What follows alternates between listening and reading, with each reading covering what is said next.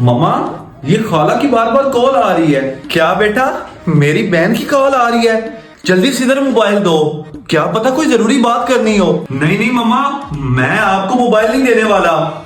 मुझे पता है आप खाला के साथ घंटों घंटों बात पे लगी रहती हो, और वैसे भी मेरे मोबाइल की बैटरी सिर्फ और सिर्फ 15% है। मेरा मोबाइल बंद हो जाएगा, मैंने अभी गेम खेलनी है। नहीं नहीं मेरा बेटा, मैं सिर्फ और सिर्फ तुम्हारी खाला से हाल चाल ही पूछूंगी। अब जल्दी से मोबाइल इधर ला। पक्की बात है ना मम्मा, मैं आप पे एतबार करके आपको मोबाइल दे रहा हूँ। सिर्फ हाल चाल पूछना है और 2 मिनट में मेरा मोबाइल आपने मुझे वापस करना है। ये ले मोबाइल, और मोबाइल तो दे इधर। हेलो, हाँ बहने,